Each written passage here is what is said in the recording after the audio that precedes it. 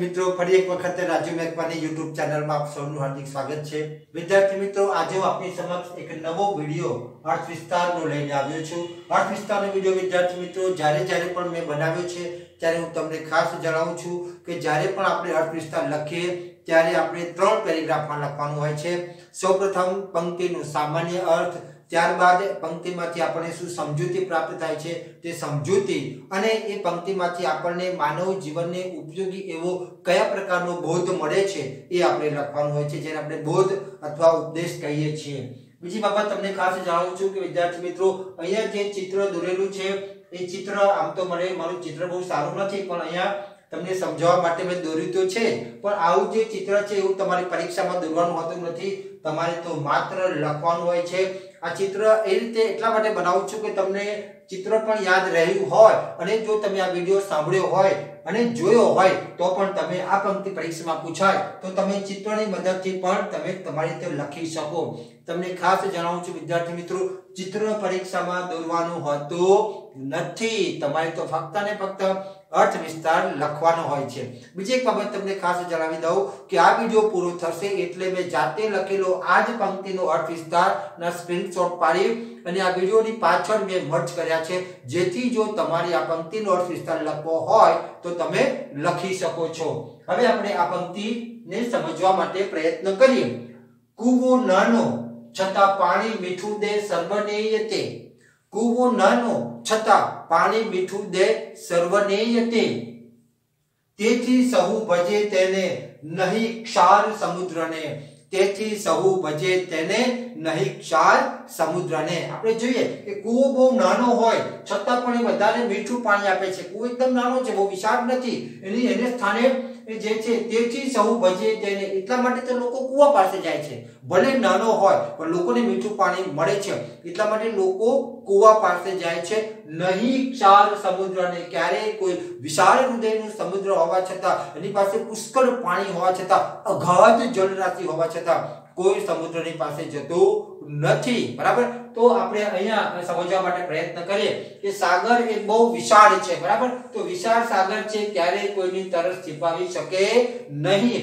તરસ છીપાવવા માટે તો કૂવા પાસે જવું પડે। કૂવો નાનો છે પણ મીઠું પાણી આપે છે અને લોકોની તરસ છીપાવી શકે છે, માટે તો લોકો કૂવા પાસે જાય છે, સાગર પાસે ક્યારે જતા નથી, બરાબર। એટલા માટે ધનવાન માણસ જે છે એ આ સાગર જેવા છે, બરાબર। ધનવાન માણસ એની પાસે પુષ્કળ ધન હોય પણ જો એને દાન કરવાની વૃત્તિ ન હોય તો એના ધનની અથવા એની કશી કિંમત નથી। પણ જો કોઈ પાસે ઓછું ધન હોય અથવા તો ધનવાન ન હોય પણ તે ઉદાર દિલનો હોય તો લોકો તેની પાસે જાય છે, કારણ કે તેની પાસે ઉદારતા રહેલી છે, ભલે આપવાનું કશું નથી પણ એનો જે ભાવ જે છે, ઉદારતા જે છે એ એની પાસે રહેલી છે। એટલા માટે અહીંયા જે છે કૂવો જે છે ઉદાર માણસના પ્રતીકના રૂપમાં છે, અને જે સાગર જે છે ધનિક માણસ હોવા છતાં દાન કરી શકતો નથી એના પ્રતીકના રૂપમાં આવે છે। આપણે જોઈએ છે વિદ્યાર્થી મિત્રો કે માનવની કિંમત ફક્ત ને ફક્ત ભૌતિક સંપત્તિથી ન આંકી શકાય। મેં આ રીતનો માનવ બનાવવા માટે પ્રયત્ન કર્યો છે।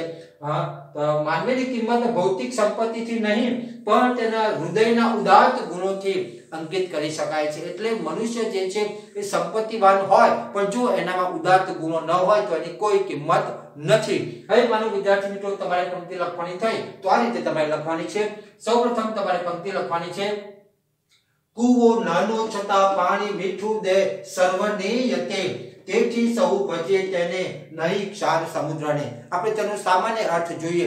કવિ આ પંક્તિમાં જણાવે છે કે સાચી મહત્તા સંગ્રહમાં નહીં પણ ઉદારતામાં અને ઉપયોગિતામાં રહેલી છે। સમજૂતી પ્રાપ્ત કરીએ। સાગર ખૂબ વિશાળ છે, ઊંડો હોય, ભવ્ય હોય, પરંતુ સાગર એકય પ્રાણીની તૃષા અથવા તો તરસ છીપાવી શકતો નથી, બરાબર। એટલે ક્યારેય કોઈ પણ વ્યક્તિ, કોઈ પણ પ્રાણી એની પાસે જતું નથી, બરાબર। તો એ ધનવાન માણસ છે ને સંગ્રહ કરવામાં માને છે, તેનાથી દાન ક્યારેય થતું નથી, બરાબર। જેમ સાગર બધા પાણીનો સંગ્રહ કરે છે પણ એ પાણીનો કોઈ ઉપયોગ નથી ને, ધનવાન માણસ પણ બધું ધન સંગ્રહ કરે છે, પણ એના ધનનો એ ક્યારેય કોઈ ઉપયોગ કરતો નથી. માટે તો લોકો કોઈ સાગર પાસે જતા નથી, પણ આ કૂવાની પાસે જાય છે. પરંતુ તે રીતે જે સાગર જે છે ખારું પાણી આપે છે, અને ખારું પાણી કોઈના ઉપયોગમાં આવતું નથી. જ્યારે કૂવો જે છે મીઠું પાણી આપે છે, અને મીઠું પાણી લોકોની તરસ છેપાવવા માટે ઉપયોગમાં આવે છે. માટે તો લોકો નાનકડા કૂવા પાસે જાય છે, સમુદ્ર પાસે જવાનો વિચાર પણ કરતા નથી.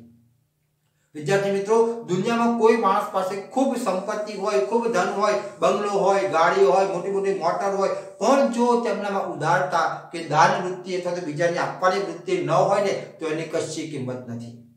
કોઈ એનો ભાવ પૂછતું નથી, કોઈ એને ત્યાં જવાનું પણ પસંદ કરતું નથી. જ્યારે કોઈ માણસ ઓછો ધનવાન હોય, ભલે એની પાસે સોના ચાંદી ન હોય, તેમ છતાં તે ઉદાર દિલનો હોય, બીજાને મદદ કરવાની ભાવના વાળો હોય, એનો સ્વભાવ માયાળુ હોય અને પરોપકારી હશે ને, તો લોકો તેની પૂજા કરશે, તેને આદર આપશે, તેને માન સન્માન આપશે, અને લોકો તેની પાસે જશે. એમ સૌ તેનો આશરો લેશે. આમ મનુષ્યની કિંમત તેની ભૌતિક સંપત્તિથી નથી, પણ હૃદયના ઉદાત્ત ગુણોથી થાય છે. કોઈકે બહુ સરસ સંસ્કૃતમાં કીધું છે, ગૌરવ પ્રાપ્યતે દાનાત નતુ વિતસ્ય સંચયાત.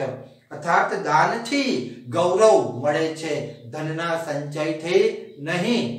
હવે પંક્તિમાંથી આપણને બહુ જ પ્રાપ્ત થાય છે કે મોટો માણસ બનીને લોકોની ઉપયોગી ન થઈએ તો તેના કશો અર્થ નથી. એના કરતા તો નાના માણસ બનીને બીજાનું ઉપયોગી થવું સારું. તો વિદ્યાર્થી મિત્રો, તમારે આ રીતે તમારો જવાબ લખવાનો છે.